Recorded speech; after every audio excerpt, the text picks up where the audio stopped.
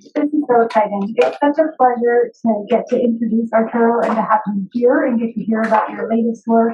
I used to work with Arturo at UNC Chapel Hill, and so I saw him regularly. And, you get inured, you get used to being able to talk to Arturo and work with them. And so it's only in being away now and preparing an introduction for this or thinking about him coming and getting to hear him that you're reminded of the body of work and what a privilege it is to get to hear this talk and hear what we've been thinking and to have a discussion. So I will be really brief, or I'll try to.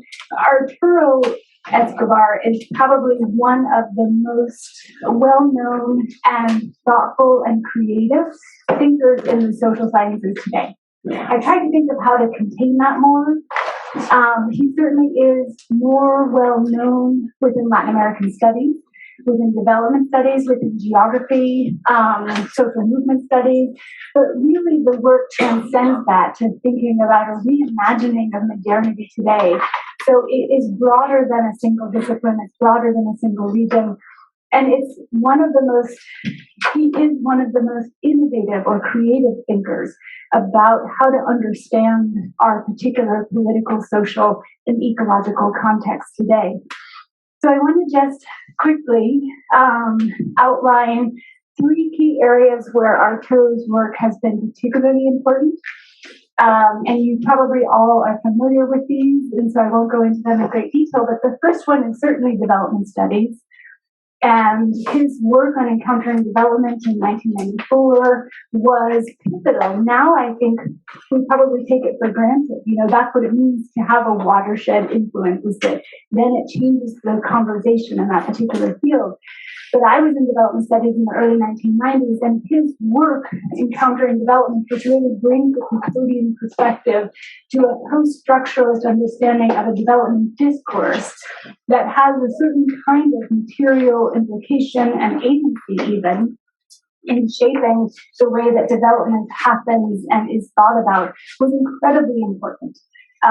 So a moment in development studies in the mid-1990s that we're still working through, that we're still working with and through. So that's one. The second area is definitely in social movements and social mobilization, alternative epistemologies, otros saberes. This sort of field has been one that Arturo has documented along with changes in this very sort of genealogical, the dialectical way with the changing conditions or context in Latin America and in social movement theory.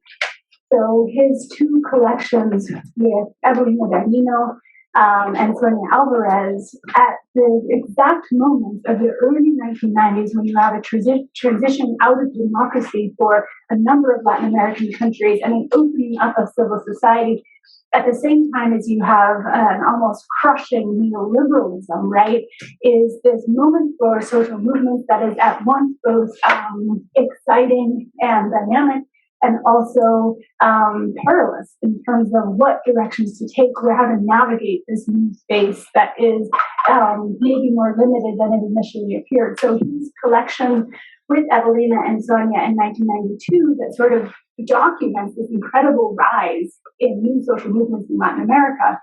And then in 1997, which has a slightly more sober, right, perspective on what's happened to civil society, what are the different kinds of constraints around civil society mobilizing in this neoliberal era, but then goes on in the 2000s to really think with social movements, and this is particularly with Colombian social movement, about the possibilities for navigating and creating something really different. And so this is about the sort of multiple epistemologies, this is about alternative ontologies, exciting work and important for all of us who are trying to think beyond sort of the iron wall of institutions, right? The movements come and go, but how do they create spaces? And how do they continue on, maybe long after the initial moment?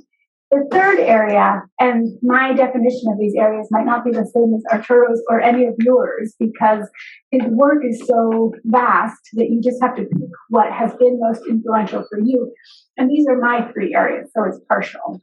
But the third area is this sort of political ecology, human nature, nature society discussion of the way that people make living and make it meaningful in particular places, right?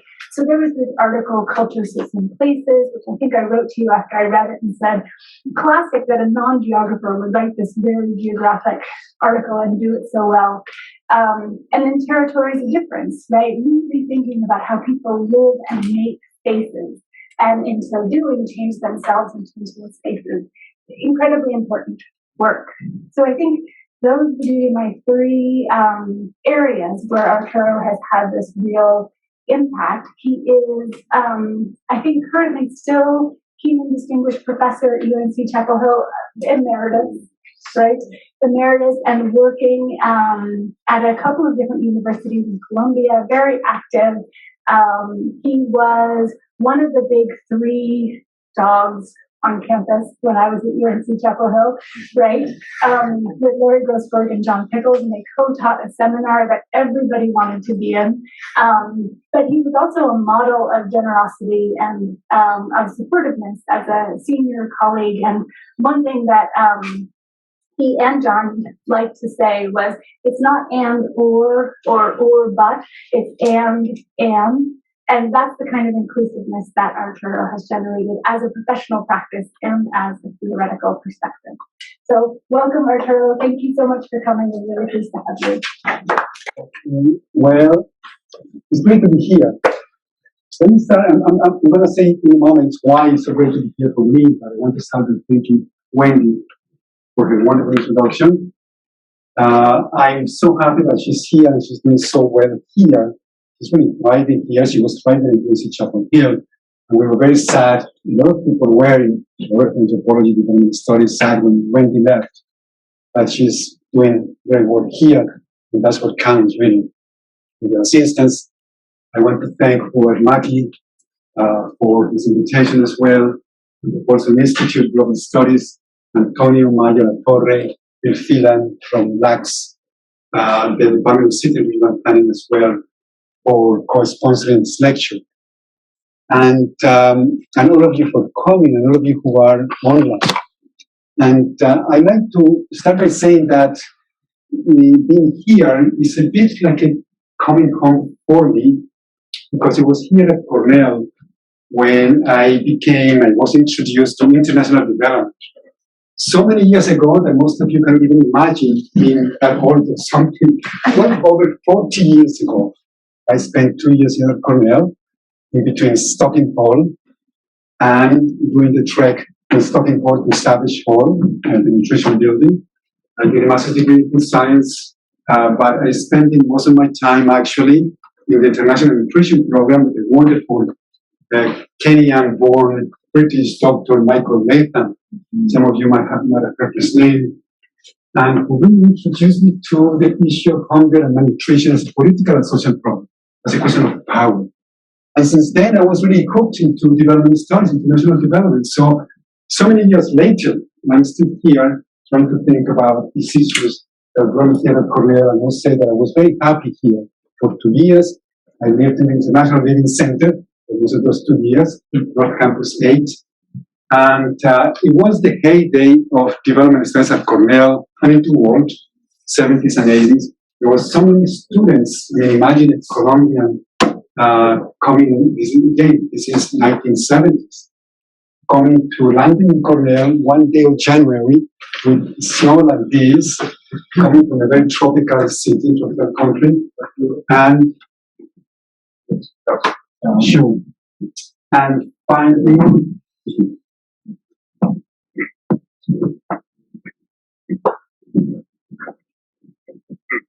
that's much better. And so finding so many students from all over the world, and at that point in time I remember especially students from East Africa, Tanzanians, Kenyans, Ethiopians, Eritreans from Southeast Asia. Cornell was a huge sort of hotbed of Southeast Asian studies at that point in time, I assume it still is. So it was really, really wonderful, and I want to start by acknowledging that and the influence this place had on me. And whenever we want to start with the PowerPoint, I have a PowerPoint presentation. And I'd like to dedicate this lecture and this session to Gustavo Esteva, who passed away a month ago yesterday. He was a wonderful friend and mentor to me, very influential. He was 86, he was very lucid, very active. Let's see if we can find the PowerPoint just a second. And Gustavo, you're going to see a quote that in many ways defines Gustavo. It's a quote that from back to Harvard Regional that Gustavo used to like to quote a lot. And it's his sense of an active hope, an active praxis of transformation, of always being engaged as an intellectual, as an academic, as a citizen, as a person from communities, to always being engaged in these conversations about the world. And I also like to acknowledge my brother, Jose Fernando Escobar. He was a professor here for the last 10 years of his life in mathematics. He passed away, and you will see the flyer of his memorial at Annabelle Taylor Chapel in 2004. So this is what I wanted to start with that. Okay. All right. And what I'd like to do to present is a hypothesis.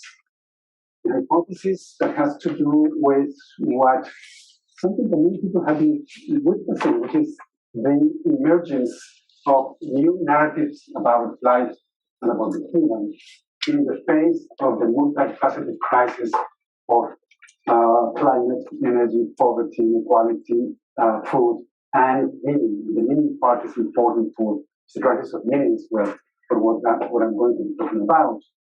And these new kinds of stories about life, narratives about life, the human, are emerging because of a growing awareness of the depth of the crisis, of the fact that we are in a planetary emergency. I don't think we have to belabor that point.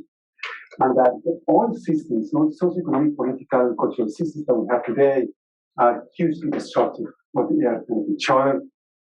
And so there is a sense of a new conversations that are taking place today. Many of them, obviously, point as well as the need for a renewed sense of a historical mission. What is the role of the human? What is the role of human society? How can we reintegrate the human with the earth? And all of these topics are there in the background of what I'm going to be talking about. And the most interesting narratives for me are those besides that emphasize the fact that life is at stake, and that the human is at stake, that we really need to rethink the human so that the human can again be beneficial influence on life and the earth. So we finally can arrive at the point in which the human and the earth can coexist in mutually enhancing ways. And so in many ways, this is very important because the crisis, the ways we talk and think about the crisis are part of the crisis themselves. So we need to find new ways for thinking about the crisis. And I'm going to talk a little bit about how that's been explored in different quarters as well. It's a crisis in a mode of existence. And that's the key concept. But the crisis today is a crisis of climate, poverty, inequality, and so forth, but it's a crisis in a particular mode of existence.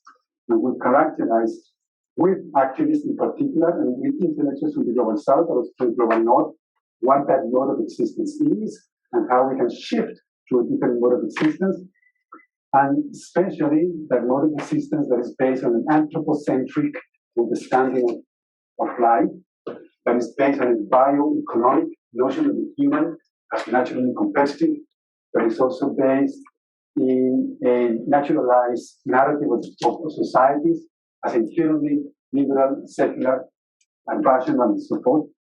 All of those narratives are the ones that are now in stake. And moving from those narratives to narratives that are centered, are more earth-centered, from a narrative of separation of the humans from the non-humans, individual from community, to a narrative of interdependence. And ultimately, interdependence is going to be very important, from separation to interexistence or interbeing, from a world that is made of one single world to a polycentric pluralistic society. All of those are features of those new narratives that are emerging, and new narratives in particular in that many kinds of narratives, and not only just one. And I'm going to focus in a particular narrative that is emerging in Latin America. So the first almost one half of the lecture, I want to convey my sense of why, in a way, the study these narratives, investigating these narratives and understanding them, these foundational narratives, we might call this civilizational narratives, but that might be too large or too huge or too large a scale. But important, very important narratives about life, stories about life that are emerging that are different from the entrenched, naturalized stories about life with which we live today. And again, I'll talk a little bit about one particular one emerging from Latin America. So now, let's begin. So we start with this idea that we're in between stories, and I'll tell you obviously a bit more about that, and introducing the concept of Parasite, which is being proposed by a group of South American indigenous women. I think I found this concept to be, in many ways, very powerful, and in many ways, deeper in the reason of the Anthropocene. The Anthropocene is a very important concept, but the Anthropocene still lends itself too much to it's an anthropocentric concept, to an ideology of mastery over the earth. And then we'll talk a little bit about how in between the emergency, the crisis, and the emergence as something genuinely new that is coming into place, especially at the level of this narrative, then we find a new space for thinking, new conditions for thought. Then in the second half, I present this Latin American narrative that would be emerging. Again, this is a hypothesis, just work that I've been doing for a few years now, but it's still a hypothesis because it takes a long time to really have a solid argument about this. And finally, if we have time, and we might not have time, we'll deal in part 3 with some issues in the field of political ontology that stem precisely from this new way of thinking in terms of politics, the connection between politics and ontology. Okay. So we're burning up the earth. NASA has documented over 13 million fires in this between 2000 and 2015. We know the great fires in Australia, California, Argentina, and many different parts of the world. So literally and metaphorically, we're burning the earth. And let me see if I can, how can I find this? Anybody tell me? At the top bar? Well, anyways, it's a quote from Antonio Gramsci that I think takes on meaning today, that the fact today, the situation can characterize as a moment in which the old is dying and the yet cannot be, is not yet born. And then he adds, in this interpretation, a great variety of morbid symptoms appear. Morbid symptoms. Of course, the war in Ukraine, climate change, there are so many morbid systems. So this obscene inequality that we're dealing with here. Now, thank you, Victoria. But we also find manifestations of that in so many different quarters. This is from Thich Nhat Hanh, a wonderful revered Buddhist master who passed away less than a year ago. And he says, see, when I read this, was striking to me in the book of 2018, that we have to contemplate actively the death of our civilization. The Western civilization centered on consumption, individualism, and materialism, and that in breathing in, we could do this exercise together. We have time to do it now. Sometimes I do it with students. We breathe in that realization that this civilization has to pass, and then, of course, in that context,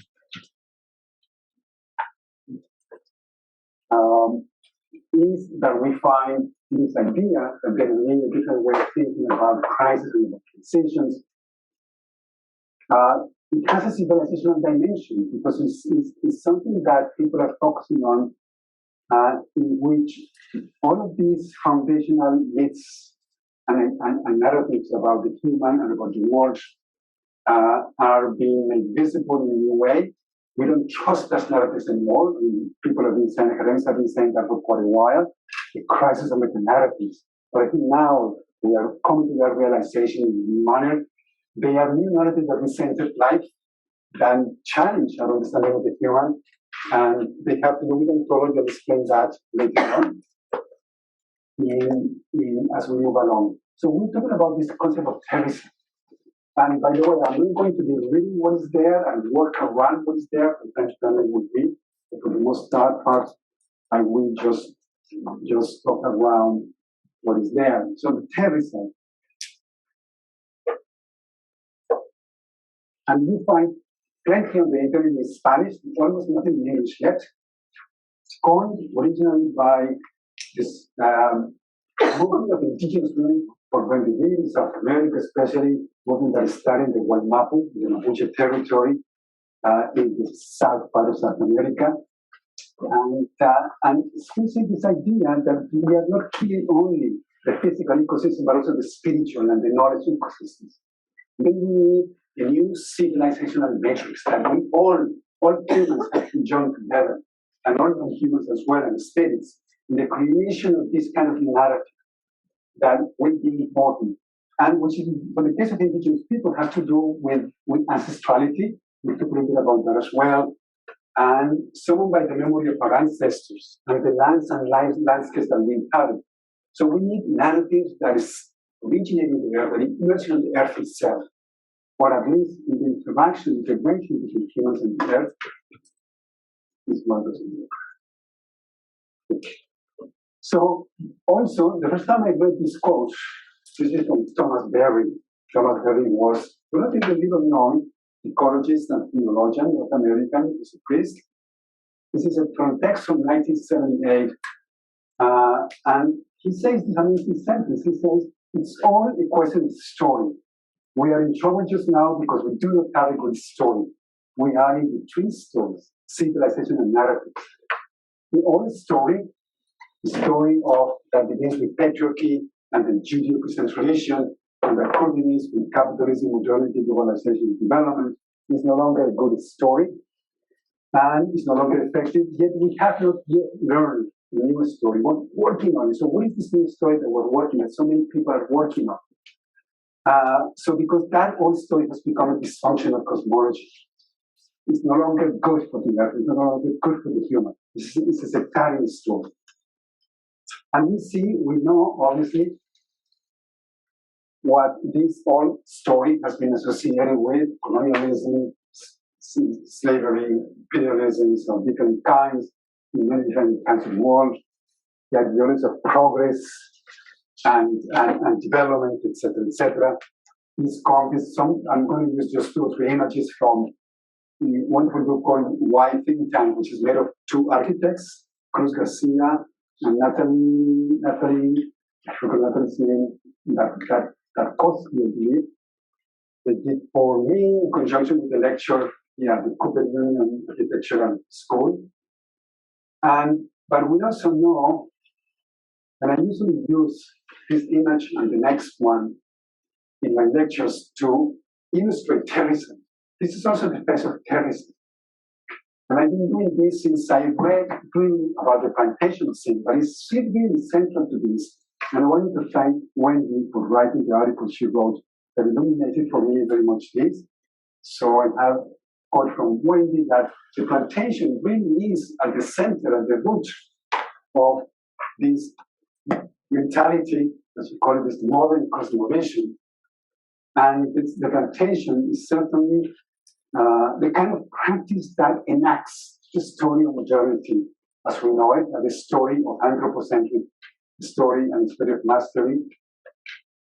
From my part of the world, Sugarcane, I wish I could tell you more about this, but I'm going to skip it for now. This is focusing on our region on a collective project in which we are beginning to model a transition for the regional transition from the model of development model based on sugarcane monoculture and agro-industrial development to a very different model that we have to do a lot with agroecology. We'll talk a little bit about that later on.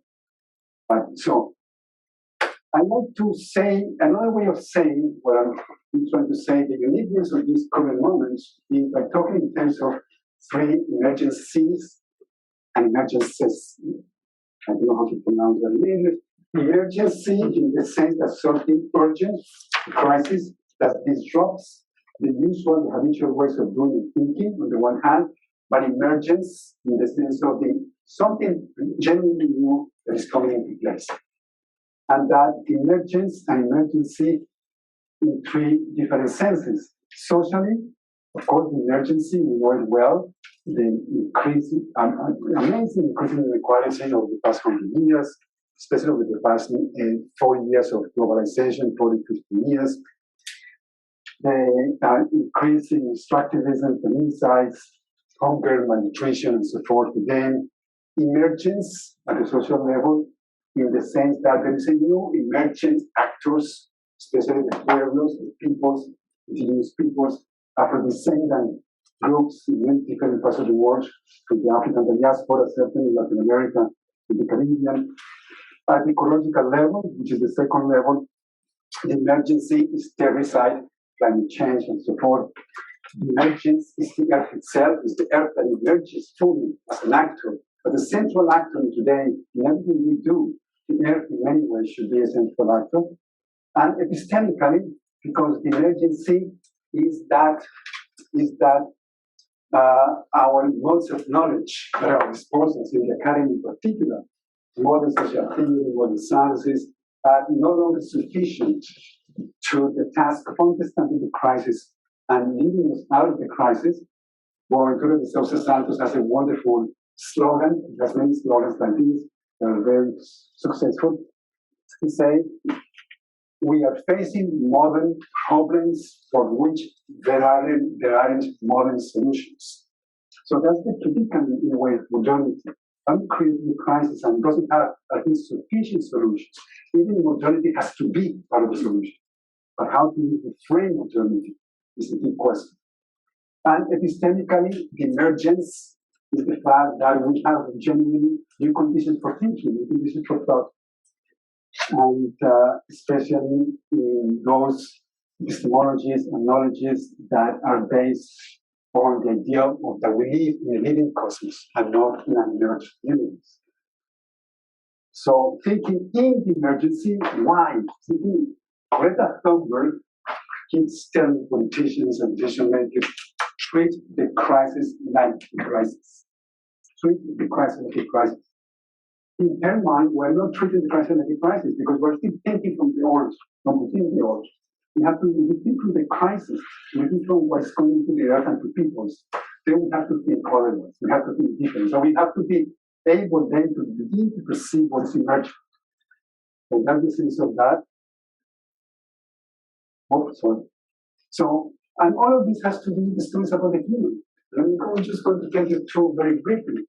The first one comes from Sylvia Winter, wonderful Jamaican feminist philosopher, decolonial philosopher, who says that we are, through the emotional story, very responsible being, that we are, in a sense, trapped or contained within a mono-humanist idea of the human that she defines as liberal, secular, bourgeois, and Western. This idea of the human that was shaped by the Renaissance and then by the Industrial Revolution and the birth of political economy, by what she calls a bioeconomic man. Man is naturally calculated and competitive, and that we need to move towards an ecumenical account for the human. And she has obviously lots of ideas about how to do that. Ayrton Krenak, I'm sure some of you, especially Brazilians and Brazilians here, will know who he is. Wonderful indigenous intellectual from the Amazon, who in an interview on passing sort of says, well, yeah, we need to consider ourselves to be ex-humans. Ex-humans. And what does it mean to be? What does he want to say in ex-humans? And he means ex-humans in the sense of Sylvia Winter. Ex-humans who believe that the humans are always about this secular, liberal, rational, calculated, competitive, and so forth. So many narratives are coming into place, new conversations. So what is that? Let's see the preamble of that. So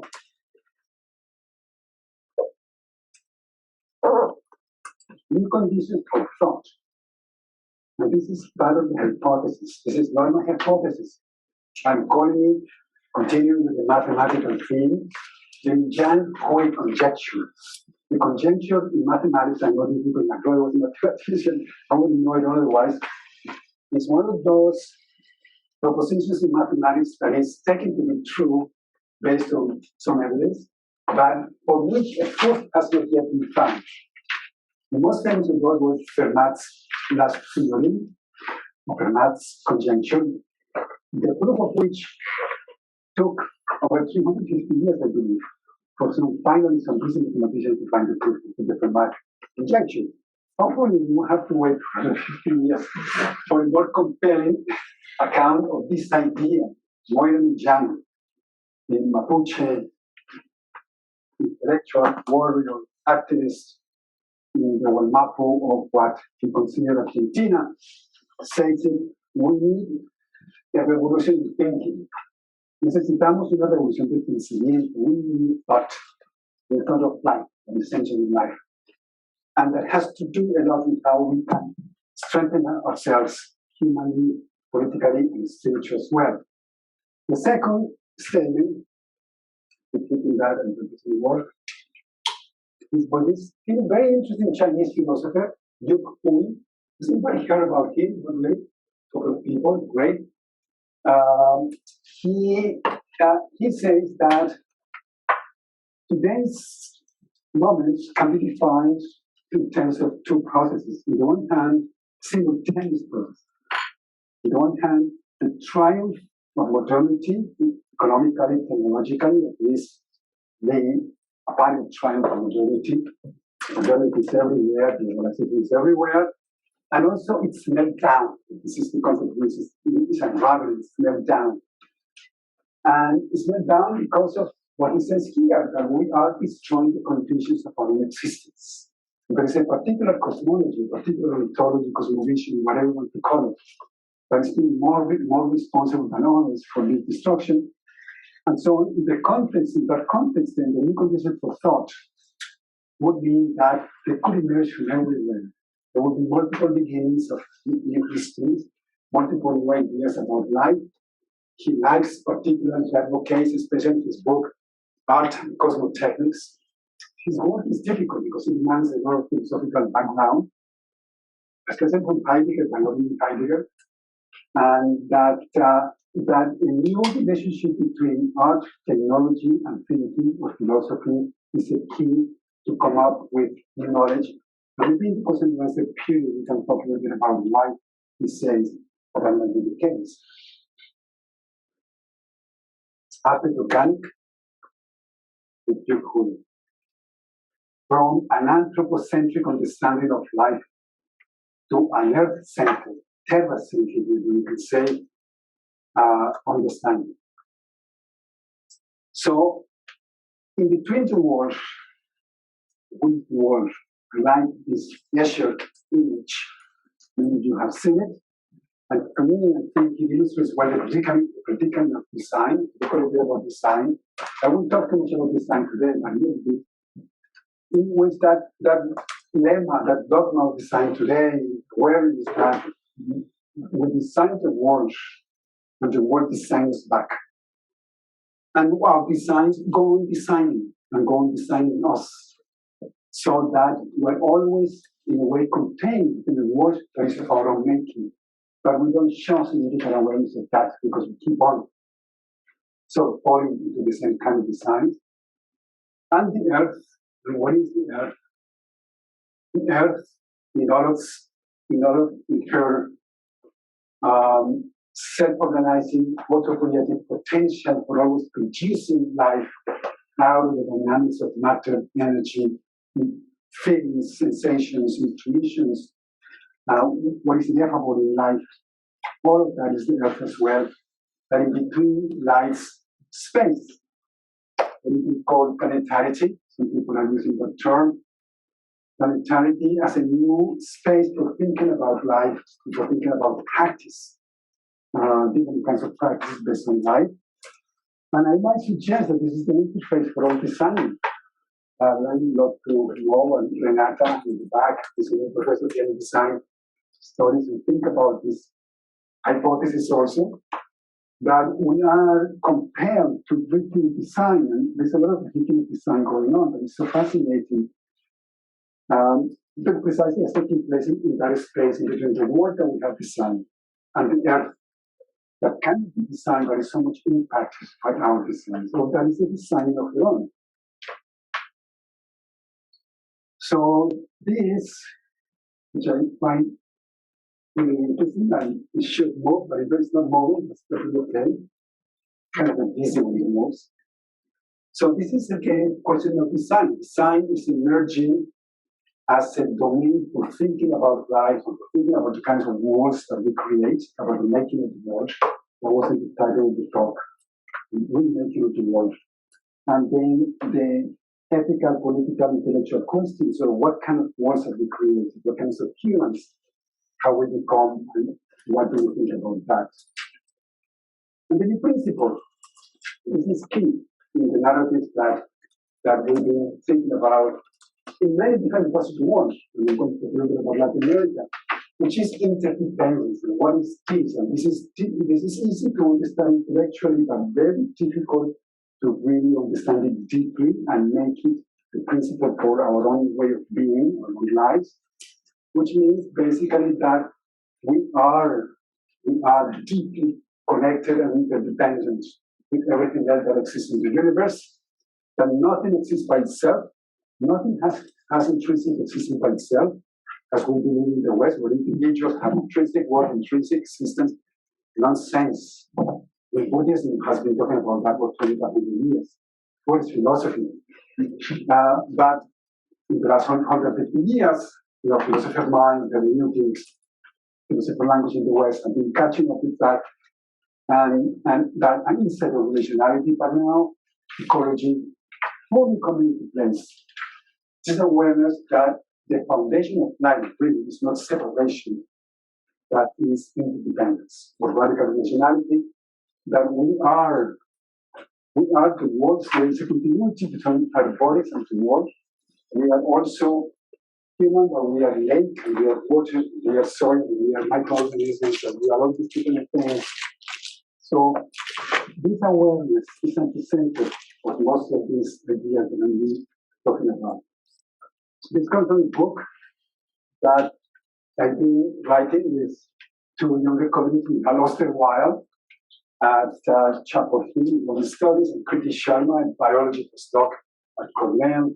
It's about how does our understanding of design and politics, in particular those two, change if we accept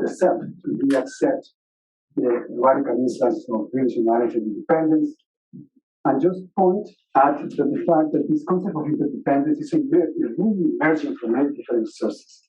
Indigenous peoples in many ways have always been living with the awareness of interdependence, and many territorialized peoples. There are wonderful new takes on that by indigenous intellectuals themselves and indigenous movements. But from science, from Buddhism, from Buddhist philosophies, from politics, and many quarters, there's this interesting relationality as a new concept, foundational concept of life.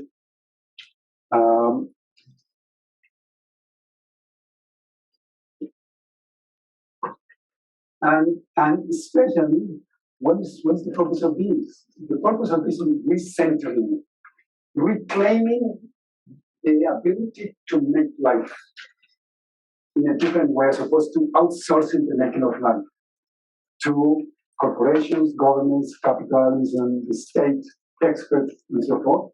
We have lost the ability to create life. Gustavo Esteva was an extremely powerful advocate for the autonomy of the making life. And we talk about two things.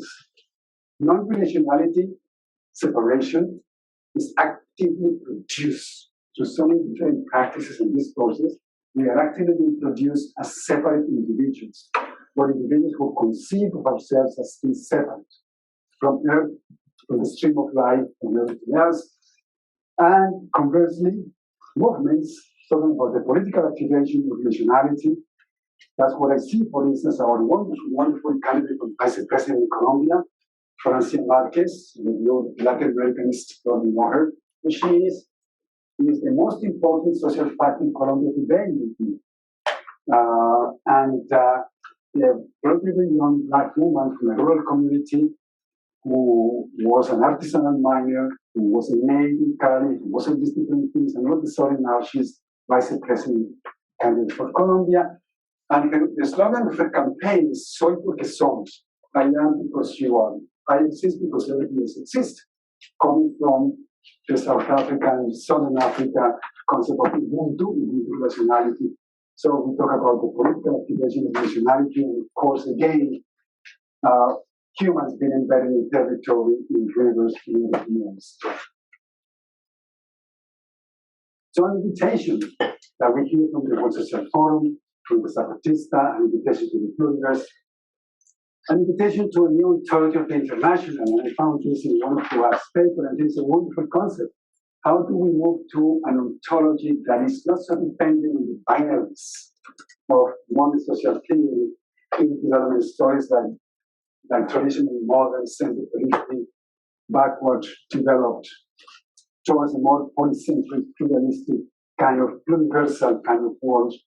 We can have much more to say about that, and in the discussion, hopefully, we'll get to it a little bit. So now we arrived at the second half of the lecture, like 20 minutes that we have left.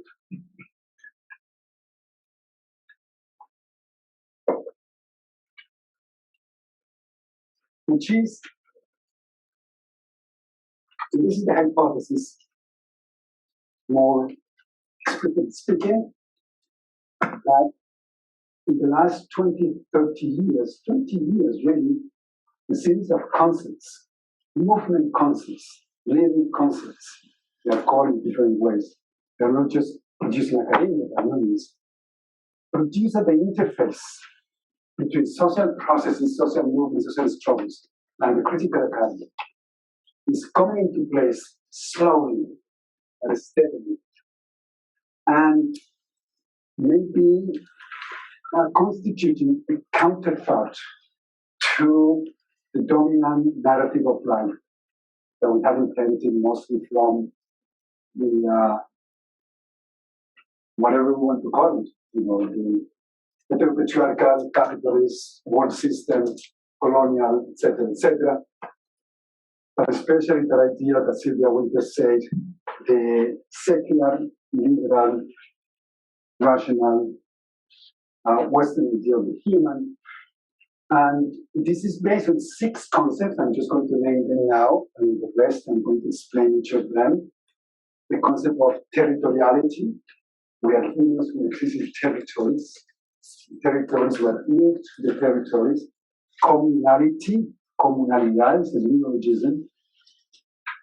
We are humans who also exist in communities in some sense. The third one is autonomy. We need to strive for political autonomy at the local level to regain our ability to make life. The fourth one is re-existence. This is not only about resistance, but also about re-articulating, reinventing the conditions of existence in the context in which we live today. The fifth one is transitions to post-structuralism, transitions to post-development, transitions to the pluriverse, transitions to well-being, collective well-being. And the last one is politics in the planet. Beautiful concept, especially activated by whole set of Latin American feminists, which means that we have to recenter politics on not from the state, from power, from all these different things, and on the production and reproduction of life in the commons, and especially on recently politics on the care of interdependencies that make us life. So, general observations about these concepts. Feminist, indigenous, ethnic, black, environmental movements will be very important in creating these kinds of concepts for the defense of life and against structuralism. Structuralism has been so central to many of these reactions at the systemic ontological level as well, not only at the level of anti-capitalist struggles. It's based on epistemologies that are not the standard epistemologies. When they refer to that in the introduction, that's something that I've been interested in for a long time, especially these non-dualist epistemologies that are not based in the dichotomy between observer and observed, but more and between reason and emotion, but are more like sentiment, sad, thinking, feeling, always collective dimension of knowledge. I found this recently in a book by Diana Sul Gutierrez, very close to the Zapatista movement, from the Zapatista movement, the critical radical emotionality. Thinking about that, the epistemology that we should foster. And of course, the traditional epistemology, objectivizing, Cartesian, etc., is very important, continues to be important, but now we are seeing the underbelly of that and the consequences of having left outside of the span of knowledge. All of this knowledge produced through intuition and emotion and feeling and collaboration and what is collected and is emergent, and the sacred and the spiritual. And it's very much about making visible the eruption of the nadies. The nadies is the term that Francia Marquez uses in her campaign. The nadies are the nobodies.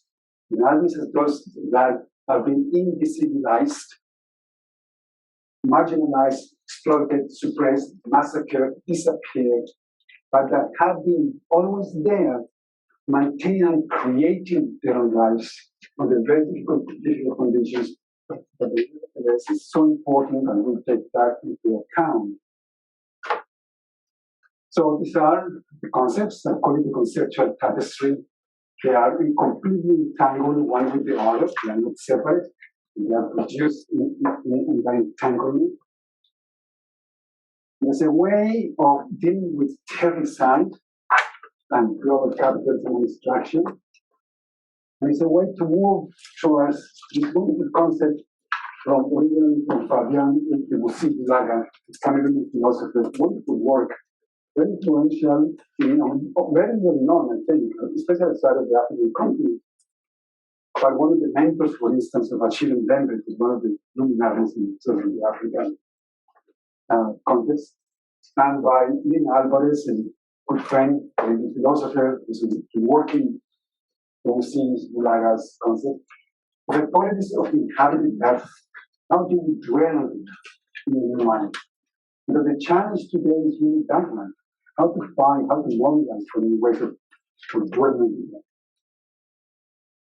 So the resulting, before we start talking a little bit about each one of the concepts, the resulting narrative, we have a paraphrase for the dominant narrative as well. I'm not going to read this all, I'm going to read a couple of things from there. Would go as follows. And I was playing around with the idea of having 2 or 3 of you read it loud, because it should be read in a plural voice. It's a plural narrative. And say something like, we are humans who live in barely land and place in territories. We are never alone. We exist because everything else exists. Ubuntu relationality. We are always changed, but we also remain the same. Zapatista had this beautiful sentence. We from the past. We come from the past, but we're also new. There's this idea that the newness and it has to do with different positions of time as well. So we struggle for autonomy, or other calls it poiesis, self-rule. We resist, but as we resist, we actually re-exist, since to reduce the constantly reinvent what or who we are. This is the summary. So we are humans who exist in communities, who exist within territories, who exist within those walls that we copy with multiple others. And of course, we are aware that there are these silly narratives about patriarchy, patriarchal mastery, the earth and the universe, about capitalism, and that's what we resist. And we then try to live our life according to narratives for the care and healing of the world of life that we and everybody is. So we can see the 2 narratives here. This is very schematic. This is still kind of clunky, diagrams. I'm going to have a couple of things work with me in this. Graphic designers. So the dominant narrative, the anthropocentric narrative, of course, says something very different. I exist as an individual who makes decisions according to the rule of scarcity, and so I live my life in participating in markets and societies that are filled with the state, and the state gives me my rights, etc. So it's a very different story of life. So we begin to see how the story of the earth-centric story, the communitarian story, is so different from the story, anthropocentric story, that is so much integral part of capitalism. But this really is the most important component of this. Of course, these narratives do not exist in isolation from each other. They are completely entangled with each other. They've always been. Like cultures, mythologies, cosmologies, civilizations. Of course, the dominant story always tries to impeach, and do away with these other narratives that have been globalization and development has been part of that.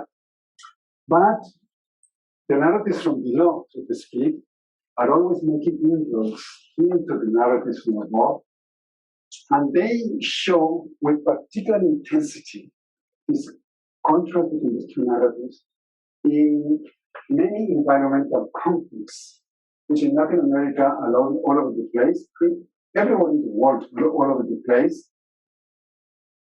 struggles over extractivism in particular, over plantations, over mining, over mega development projects, over technology.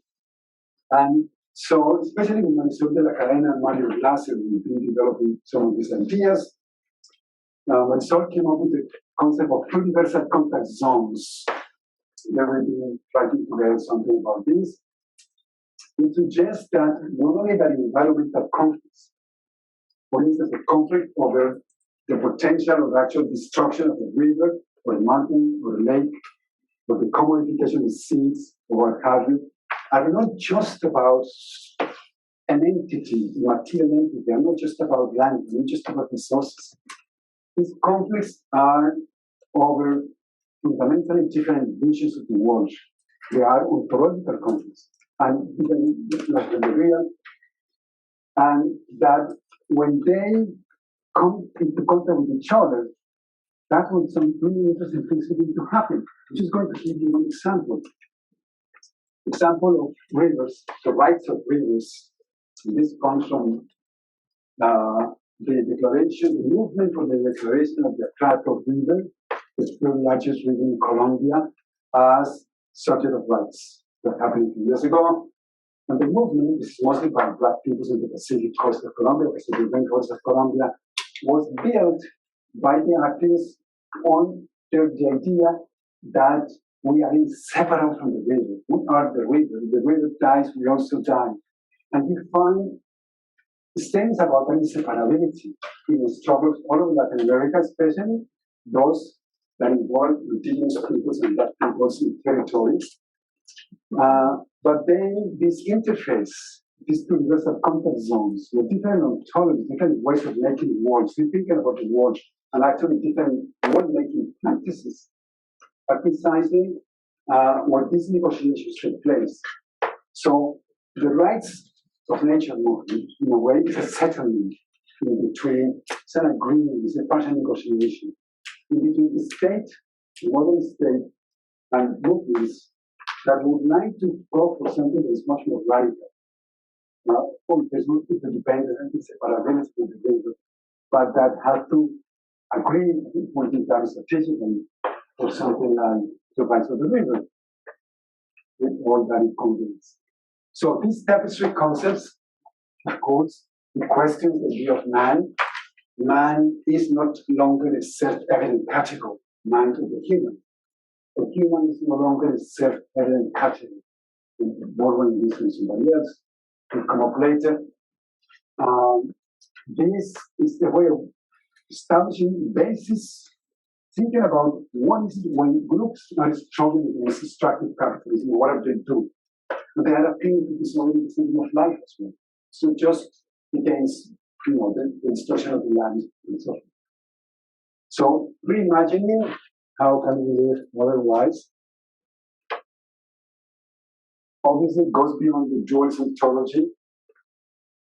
It moves towards embracing this idea that we co-create, we co-invent the world with others, humans and non-humans, including spiritual beings and so forth, and everything we do.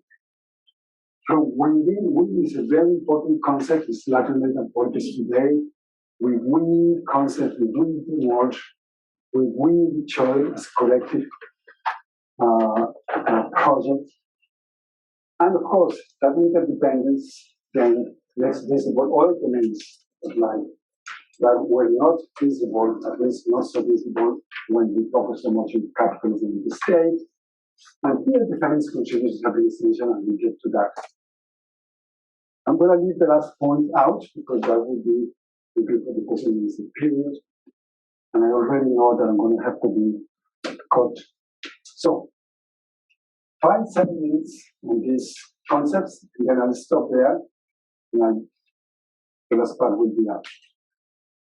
Territoriality.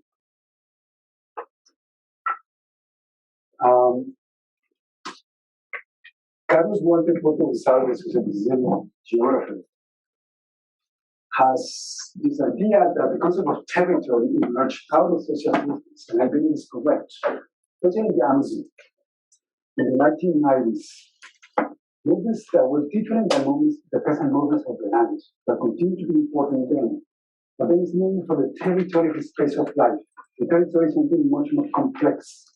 The territory, that's why it's where life takes place, where life abides, where we dwell. Again, the idea of separability, what is separate from the territory. And this spiritual dimension is important there.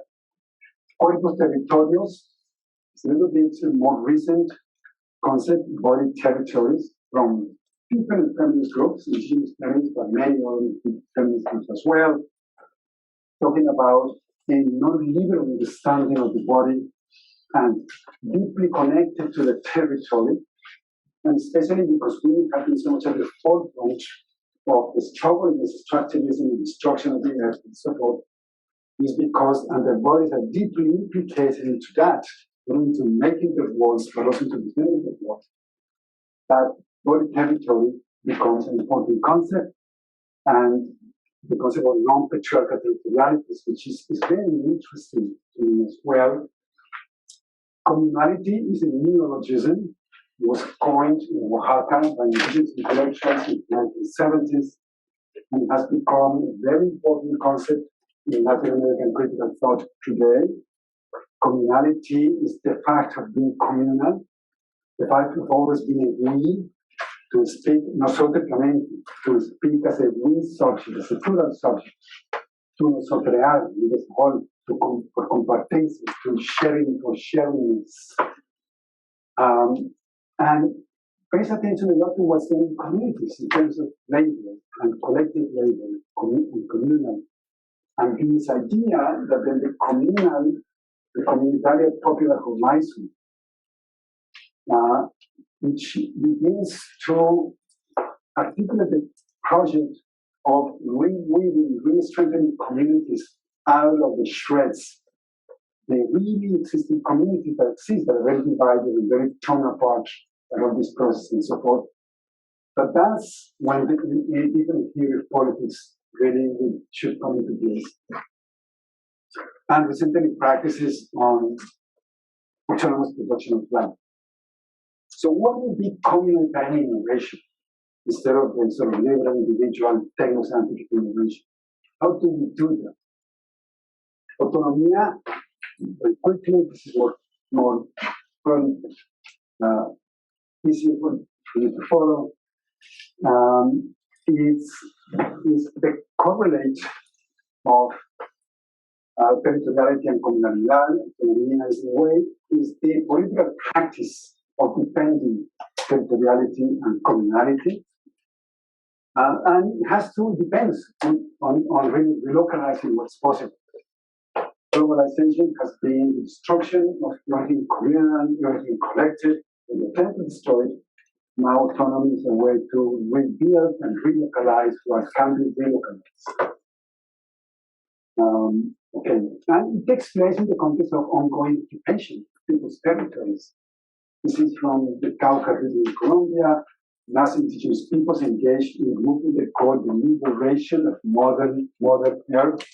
A really powerful, amazing, sophisticated movement in which they argue the occupation is not only physical, the occupation is also logical, like being occupied mythologically, by plantations, by mining, by all these different things.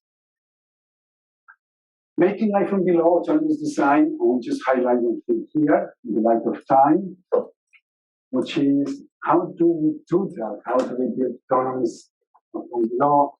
Food sovereignty is one of the key concepts here. And I want to highlight also Phil's and Michael's contribution to these concepts in recent papers about the difference between agro-industrial and agroecological ontologies in the land peasant movement. That precisely what food sovereignty amounts to. It's a very complex process, and not just giving land to the peasants and the peasants who produce the food.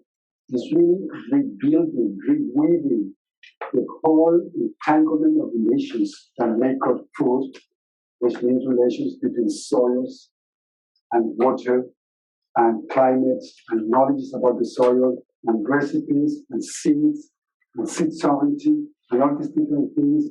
All of that entanglement of relationships is what food sovereignty, and that's what has to be rewoven and rebuilt. Pre-existencia, that this has to do a lot with the rereading of ancestrality and the process of enslavement especially by indigenous and black intellectuals in North America. Has to do with the experience of marriage, cinematography as well, but how the people who are marginalized, enslaved, displaced, and so forth, they are not only making visible, they construct viable ways of being, especially in the parentheses and the Madrid reflex, and that's one of the origins of this existence. But also how re-existence is really is based on ancestrality and is oriented towards the future, futurality, ancestrality to futurality, and especially centered on this present when we deal. And when we deal is good living, is collective well-being, is a holistic notion of social practice that is becoming very important in America. There is a lot in the literature, including the design, why I call it the re-ensemble of concepts. Resurgence, regeneration, re-emergence, reusing, repurposing, refashioning, recycling, and all the re kinds of concepts. Resurgence is the two most powerful forms. Resurgence, especially in the work of Liam Simpson, wonderful Canadian indigenous activist, who has the project of indigenous resurgence. It's an ontological project. How do we bring back the conditions for living and for remaining to be the people that we have been, that we want to be? And it's really, really amazing. And regeneration is a lot in design about regeneration and regenerative design, which I find also interesting. Transitions, I'll just talk about a little bit about these are transitions to post-extractivism. There's a post-extractivist research program going on in Latin America, towards a holistic conception of life in terms of when we heal, food sovereignty, rights of nature, post-development, energy transitions, and part of that, concept of transitions. And of course, this idea of moving beyond the hegemony of the one world, a world that is made of only a single world, and that wants to exclude or subordinate or make invisible other possible ways of world. This is from Eduardo Bolinas, very fully worked out framework for post-extractivist transition, moving from the predatory extractivism of today to just what is indispensable extractivism, and we've been working with that in the Andean countries. There's a book by him in English already, came out recently, called Extractivism. And politics and the family, this is one of the most important concepts for me, which is a common saying in indigenous feminisms in Latin America. There is no decolonization without de-racialization and de-patriarchalization. And so that this feminist optic that is very much centered on the project of making life, the change of life, is essential to any kind of politics. Today, Rita Segato talks about the historical project of transition from the historical project of things, the capitalist model project, to the historical project of vincularidad, the historical project of the issues. And this sentence I'm almost done with the formal part. The rest will have to wait for the question and answer period. From Rita, again, Rita Segato, that in many ways for me summarizes many of these, that to opt for the relational path is to choose the historical project of the community, opposing the productivist, developmentalist, and strategic project of things. The strategy from now on is feminine. So instead of the feminine, which is a feminist concept, is feminist, anti-essentialist, is functioning capitalism, is capitalism of the capitalist. It will take a much longer time to tell you why that is so. These principles, these concepts, to some extent, this is again part of my hypothesis, is finding their way into 6 axis principles, strategies for transitions, recommunalizing social life, relocalizing productive cultural activities, strengthening local autonomies to be able to make this visible, possible, de-racialize, de-patriarchalize, reintegrate with Earth, and construct self-organizing networks horizons among transformative alternatives that are emerging in many parts of the world. Okay, so I think we are going to skip and just go to one slide in the conclusion. I didn't have much more than I could do, and you can get a sense, you can ask me. It will take like an hour and 10 minutes at least to go through all of it. Any questions about these different issues that you're seeing on the screen? If you want. The question of technology is hugely important, and just highlight this concept.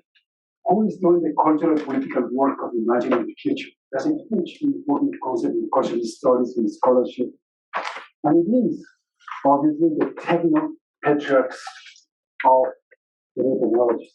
Nanotechnologies, robotics, genomics, artificial intelligence, synthetic biology, the singularity, the metaverse.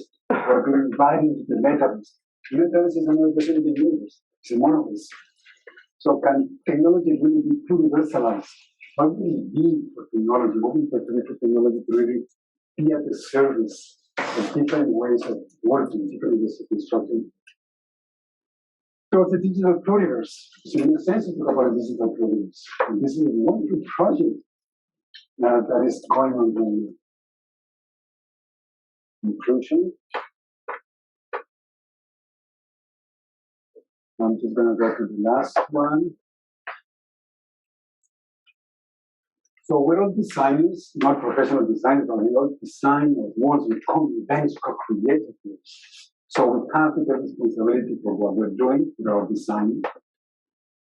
Interrupt that process of fitting out what we want, designing as a mindful and effective practice of bringing the independence of life. Discover the potential of acting from interdependence of care. There's actually a book called Regenerative Design that's really interesting getting into many of these things by fascinating designing as a way of mobilizing for the ways of running the earth. It's a connection with the group that I mean with Fernandez and Chile, And finally, the final words from Moira Millán. Nosotros no pedimos la propiedad de la tierra, nosotros proponemos otro arte de habitar en la tierra. We are not demanding the property of the land. Not property of the land. We are asking a new art of dwelling on the earth. And I will be here with this beautiful painting in Chile. I don't know how old it is. Maybe it's on a maximum exponent, but you won't be able to see it from there. So, anyways, it was quick. The hypothesis is many things we are